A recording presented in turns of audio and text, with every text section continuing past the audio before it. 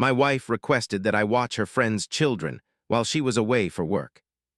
As it happens, she was actually on a vacation with her former partner. I'm honestly unsure where I should even start, but let's just say my life felt utterly ordinary. Up until last week at least. Now I'm here starting to doubt everything, and I'm also wondering how I could have ignored. The hints. It all started about 2 weeks ago when my wife, Emily, informed me that she had a work-related trip. Scheduled, she's always been very focused on her career, and she works in marketing, so these trips weren't anything out of the ordinary. She mentioned it in passing during dinner, saying something along the lines of, "I'm going to Dallas next. Weekend for a conference. It would last 3 days, nothing overly complicated. I didn't give it a second thought either. Why? Would I? We've been married for 8 years, and while no marriage is perfect, things have always been fairly good between us. This is where things start to get a bit weird. A few days later, Emily told me that her close friend Maggie needed a favor. Maggie was dealing with a family situation that needed her attention and needed someone to look after her twin 8-year-old children, Lily and Ben, for the weekend. Emily proposed that I do it since I work from home. It felt like a strange request. I mean, why me? Maggie and I aren't exactly the closest, plus Maggie has a lot of family nearby. However, Emily dismissed it, saying Maggie didn't want to bother her family and that it would be a huge help. She stated, "It's only a couple of days and you're so good with kids." She added, "You'll be a real hero." I don't. I'm not sure why I didn't probe further. Perhaps it was because Emily's story was so believable. I thought, yeah, sure, I can manage watching a couple of children for the weekend. Plus, it was just 3 days, wasn't it? Then Friday morning arrived. Emily said farewell to me, carrying her luggage and promising to call later. She was dressed in this stylish black blazer, looking exactly like a businesswoman going to a conference. I even quipped something like, "Don't overwork yourself."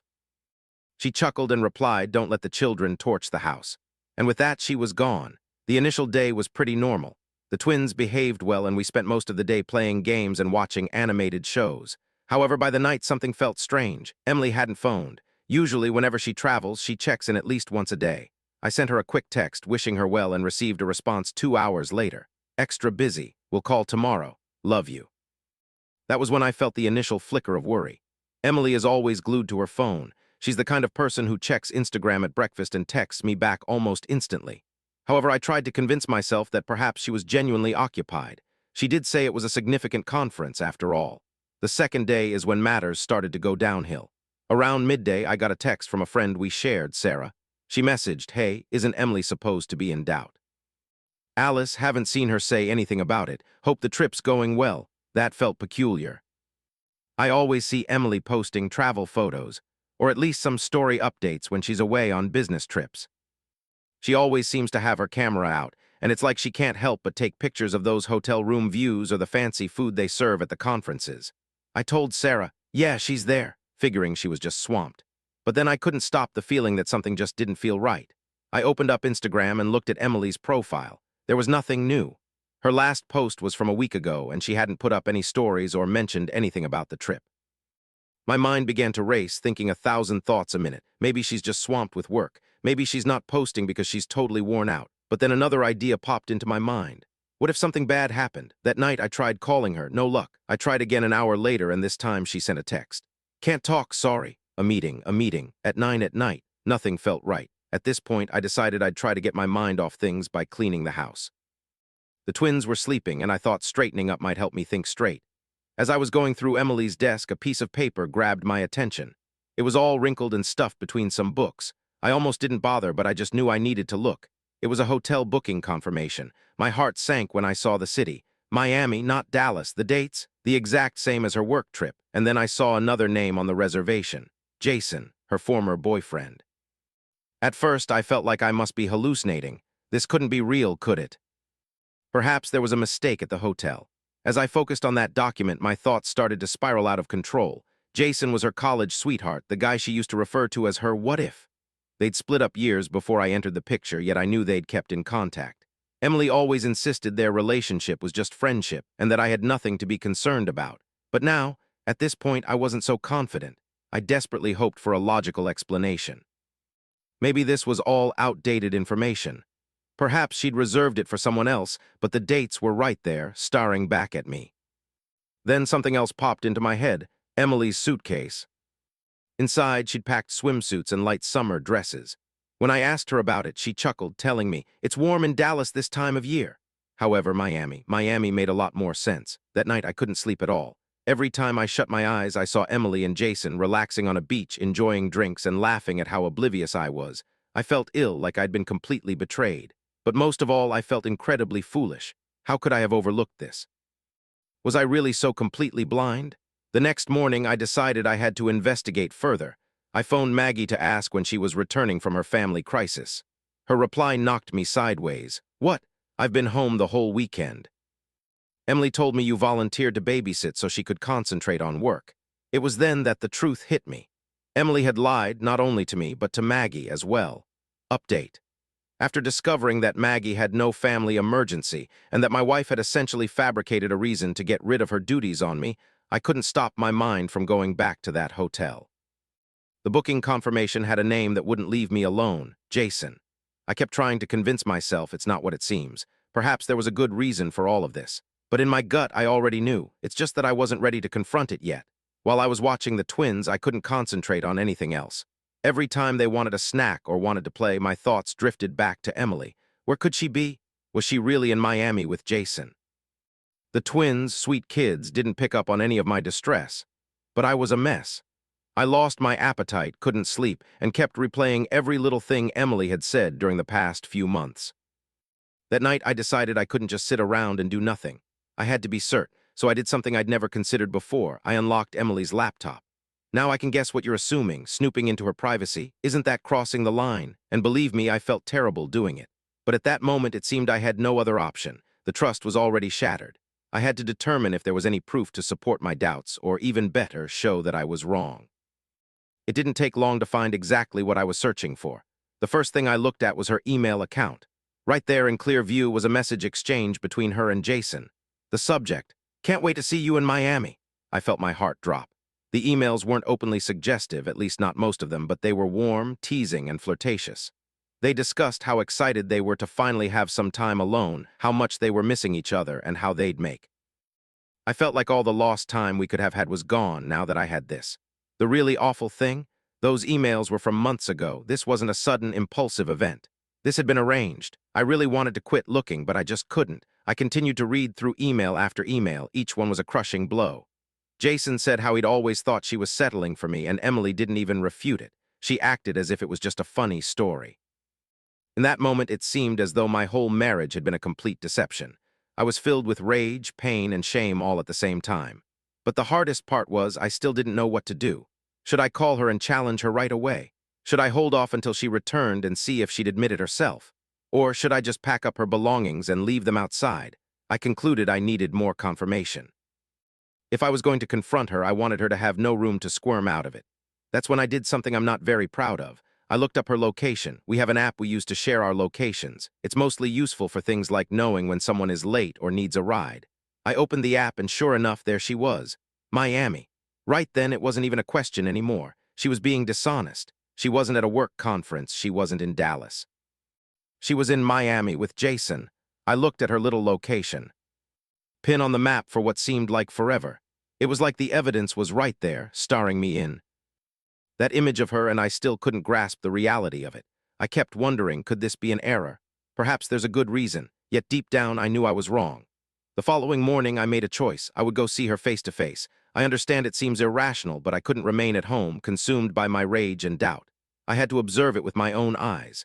Consequently, I prepared a small bag with necessities, ensured the children were supervised, and Maggie came to take them. She expressed sincere regret regarding the misunderstanding, though it wasn't her error, and arranged a flight to Miami.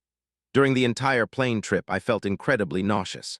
My thoughts were frantically running through every potential outcome. What if I was mistaken? What if she wasn't with Jason? But what if she actually was? What even would I say? Once I arrived in Miami, I checked her location once more. She was at a hotel close to the shoreline. I inhaled deeply, hailed a taxi, and went directly to the hotel. Arriving at the hotel, I asked the front desk if I could leave a note for my spouse. The person behind the counter seemed puzzled and responded, "Oh, Mrs. isn't available at the moment. She and her husband departed approximately 60 minutes prior." Her husband. I was completely stunned. My hands trembled and my thoughts were a jumbled mess. All I managed to ask was, did they happen to mention their destination? The hotel employee smiled courteously and said, yes, they indicated they were going to a dining establishment. It's just a short walk from here. Without thanking her, I turned around and began walking. By the time I reached my nerves were completely shot, like I was amped up from the excitement at the eatery. My gaze darted around the room, and that's when I spotted them. Emily and Jason were at a table together, giggling and holding hands as if they didn't have a single worry. I just stood there for a second, unable to move. Part of me really wanted to storm over and make a huge fuss, but I also wasn't keen on embarrassing myself. Instead, I went over to their table, met Emily's eyes directly, and told her to enjoy her meal. I also told her not to bother coming home. Her face went white. Jason just looked at me. His eyes were huge, like he couldn't comprehend I was standing right in front of him. Emily mumbled something like, wait, it's not how it looks. But I didn't want to hear what else she had to say. I turned around and left the building. I'd never felt so utterly mortified. It was the final word on that. I caught the first plane back home the very next day, leaving Emily in Miami. She texted me a ton, and I saw at least 3 missed calls, but I didn't answer a single one. I just didn't want to listen to any flimsy explanation she might try to come up with. I felt the emails, the hotel reservation, and seeing her with Jason were all the proof I needed. What could she even say to make this situation understandable? When I got back to my place, I started gathering up her belongings. I couldn't stand to have her in my home anymore. It just felt too intimate, too painful to be surrounded by her stuff, her books, even her favorite coffee cup sitting on the counter like nothing had happened. But as I was packing, I stumbled across something that I wasn't expecting. Her diary. Normally, I would never invade someone's privacy. Even after everything that had come to pass, I was uncertain. I was perched on the edge of the mattress, clutching the journal in my palms, wrestling with the question of whether I truly wanted to stir up trouble. However, considering all the discoveries I'd made so far, I felt like I had no choice. I needed the complete story. I opened it, and right away it was apparent that this was no ordinary diary. It was ancient. There were pages filled with entries from a long time ago, entries that were written even before we were wed. The first few pages seemed innocent, even tender. She wrote about her aspirations, her companions, her goals for what lay ahead. But then I found the entries concerning Jason. In one entry, she referred to Jason as her perfect match. She described how she had never experienced such a profound bond with anyone else, how he understood her like no other. But then she went on to write about how he wouldn't commit, how he was scared of settling down. She concluded the entry with, if Jason doesn't change, I'll have to move on, but I don't think I'll ever stop loving him. The entry that followed was dated around a year later. By this time, we were involved romantically. She wrote, Jason is still the love of my life, but I can't wait indefinitely. My name is steady, gentle, and reliable. He will be a good husband and a wonderful dad. Maybe love doesn't have to feel like an explosion. Maybe it can just feel secure. I felt like I'd been sucker punched. I spent years believing we shared something real, a genuine bond. I really believed we were in love. However, as I read her words, it became so obvious. I was merely the secondary option. I was the safe bet, the fallback. It only got increasingly difficult to read. Again and again, she wrote about Jason, even after we were already husband and wife. She wrote about how she yearned for him. She mused about how things might have gone if he'd been prepared to settle down. She even wrote about feeling stuck in our marriage at times, despite recognizing that I was a good person. The latest entry was just 2 months old. In it, she described how they'd reconnected. She explained how he'd contacted her, how they'd started speaking again, and how he'd told her he regretted losing her. She wrote that she knew it was wrong, but couldn't help feeling so alive in his company. I felt so lost without it. I closed the journal with a bang. I couldn't go on reading. My whole marriage seemed like it had been a complete fabrication. I thought about all the times I had been there for her, all the things I had given up for her, and all those seemingly insignificant moments we'd cherished. And I was coming to the devastating realization that I had always been second fiddle in her world. I made up my mind that I wouldn't sit around waiting for her to come back. I sent her a picture of the journal with a text that said, your things are packed. Come pick them up when you return. Her phone rang instantly, but I didn't answer. Then she texted, please don't do this to me, let me talk. But what was there to say? I saw the words in the journal. I'd already witnessed her with Jason, and now I'd read her own account of it. What more could she possibly reveal at this point? I really hoped that was the end of it, but of course, it didn't turn out that way. Just a few days later, Emily actually showed up at my door. I said I didn't want to have a conversation, but she pleaded with me to let her offer some explanation.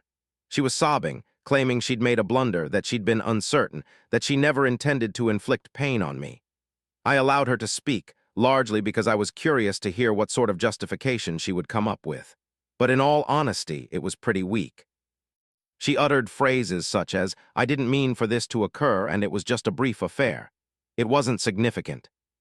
She declared she still had feelings for me, that she desired to repair our relationship, that she would do anything to set things straight. But then I posed a single question that completely silenced her. If Jason had been ready to settle down back then, would you have ever married me? She couldn't answer. She simply gazed at the floor, tears rolling down her cheeks. That was all the confirmation I needed. I instructed her to go. I told her I didn't ever want to see her again or speak with her or have anything whatsoever to do with her. She attempted to protest, but I wasn't going to entertain it. I went to the door, opened it, and waited until she finally left. It's been a week since that day, and I'm still struggling to deal with everything. I've started consulting with a lawyer concerning a divorce. I've also begun going to therapy. Because, frankly, I haven't the slightest clue how to get past this. How does one learn to trust again after? That's kind of how I feel, I guess. The idea that constantly pops into my head is this very thought. I should be treated better. I should be with someone who genuinely puts me at the top of their list and not as a last resort.